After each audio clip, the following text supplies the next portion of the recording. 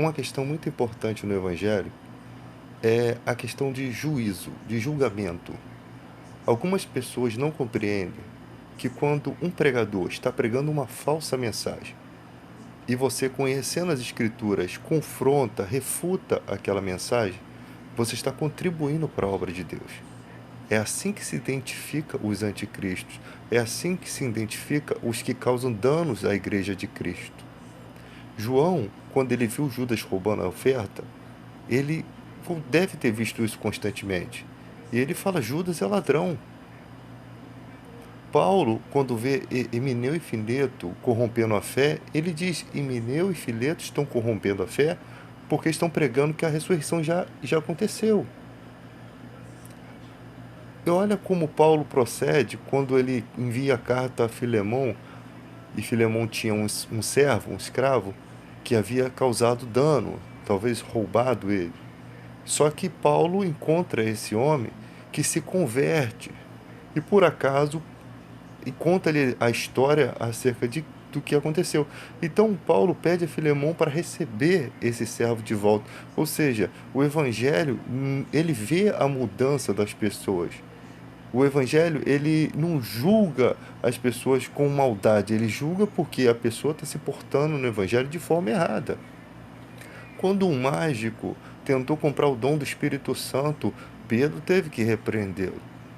Quando os falsos pregadores, falsos profetas, iam tentando ganhar lucro com a igreja, João disse: não recebais em casa, porque se você recebe esses missionários em casa, vocês estão contribuindo com a obra do diabo. Então, não se trata de um julgamento, se trata de uma avaliação, experimentar os espíritos para ver se vem de Deus. Você tem o direito de experimentar uma falsa profecia. Quantas falsas profecias foram ditas nesses canais do YouTube da República?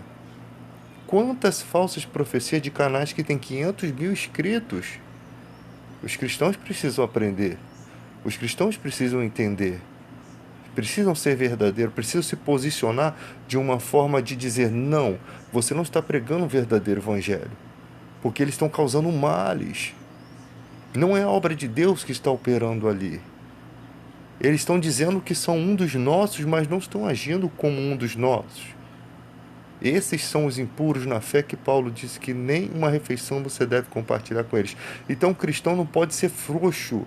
O cristão tem que redarguir, corrigir, repreender, porque haverá tempos em que não ouvirão as Sagradas Escrituras. Então você tem que ser corajoso. Profetas se levantavam contra pessoas, contra nações. E tinham muitos falsos profetas que profetizavam paz quando havia guerra, sendo que nenhum profeta verdadeiro estaria profetizando paz quando Deus estava falando para você que vai vir guerra. Então, perceba, e quando Jeremias, se não me engano, Jeremias amaldiçoou um falso profeta que morreu naquele mesmo ano. Por quê? Porque ele desrespeitou o falso profeta, rasgou as vestes dele, expôs ele à vergonha. Então vocês precisam aprender isso. Não fale em nome do Senhor se Deus não tiver falado. Deus manda te dizer, Deus não manda dizer nada, é muito raro isso acontecer. E Deus não usa qualquer pessoa, Deus não usa pessoas o tempo todo. É muito difícil você ver curas, é muito difícil você ver grandiosidades, ainda mais que quando Deus faz muito mais ocultamente para que o mundo não veja. Porque Jesus nunca quis ser conhecido como um curandeiro, e era exatamente por isso que ele curava e fugia daquelas pessoas, para que elas não interpretassem de forma errada. Ele não veio como um curandeiro, ele veio como salvador do mundo. E se você acha que Jesus está pouco se lixando para que você, o que você acha da igreja? Ah, mas a igreja tinha que ser mais moderna, a igreja tinha que aceitar, mas Jesus está pouco se lixando, a igreja vai ser o que tem que ser. Santa, vai ter culto, não vai ter baderna. Jesus disse para os seus discípulos: vocês querem ir também com eles? E Pedro disse: para onde iremos, Senhor? Só tu tens as palavras de vida eterna. Ou seja, Pedro não estava ali por diversão, ele estava ali pelas palavras de vida eterna. É por isso que você tem que estar na igreja, pelas palavras de vida eterna.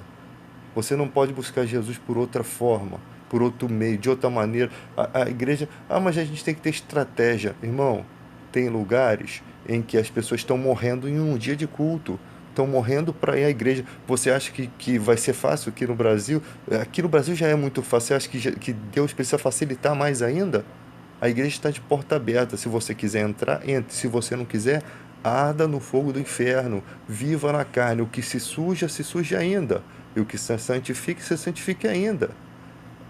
O convite está dado. Vai ao casamento quem quer.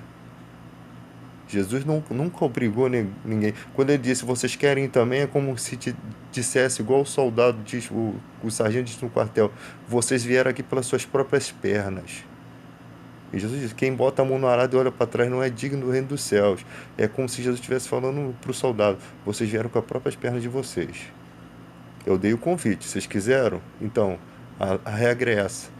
Ele não disse que vai ser tudo bem. Não, ele quando diz a parábola do semeador, ele diz que o diabo vai perseguir você, vai perseguir a semente que está plantada no seu coração, vai fazer de tudo. E quando você tiver crescido no evangelho, ainda vai vir desejo no seu coração de riquezas, desejos pelas coisas do mundo. O maligno vai estar sempre tentando plantar uma semente e você mesmo é o seu próprio mal. É isso que a parábola do semeador diz. Muitos na cobiça se desviaram da fé, se atormentaram com muitas dores. Então o que você mais vai ver é pessoas do meio poderosas, pessoas que são notadas por muitos, vendo no evangelho uma oportunidade de ficar rico. É o que você vai mais ver, porque sempre aconteceu isso na história bíblica.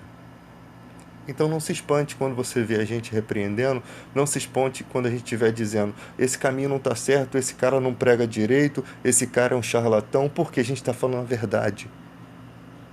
O corpo de Cristo todo ataca esse tipo de argumento. Por quê? Porque eles estão nos atacando. Eles estão atacando, eles estão querendo mostrar, difamar o evangelho, mostrar para o mundo que nós, evangélicos, somos iguais a eles. Então nós temos que fazer a diferença. Por isso que a espada, a palavra de Deus é a espada do Espírito Santo. Eu nunca vi uma espada estar desembanhada sem lutar. Ela é espada, é arma de ataque e de defesa.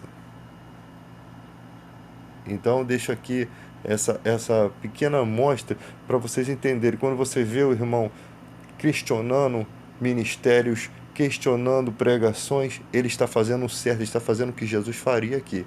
Porque quando ele veio aqui, ele questionou um monte de coisas que os fariseus inventaram. Eles achavam que lavar as mãos era um ato de purificação e depois foram questionar os discípulos por que eles não lavavam as mãos. E Jesus disse que não é o que sai do homem, não é o que entra no homem que contamina, é o que sai do homem. É porque o que sai do o que sai é o que sai do coração do homem.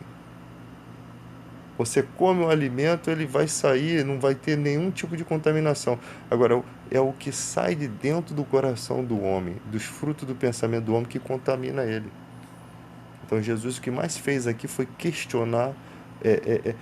E Jesus falou sobre o Corban, que era uma esperteza que havia para que os fariseus não precisassem cuidar dos seus pais, sendo que o mandamento de Deus era honrar pai e mãe. E Jesus vem só, cara, ele vem só julgando situações. E nós somos cristãos, temos a mente de Cristo e somos embaixadores de Cristo, como se Deus, o próprio Deus, rogasse por nós. É isso que está escrito na Escritura. Fomos levantados exatamente para fazer frente nisso aí.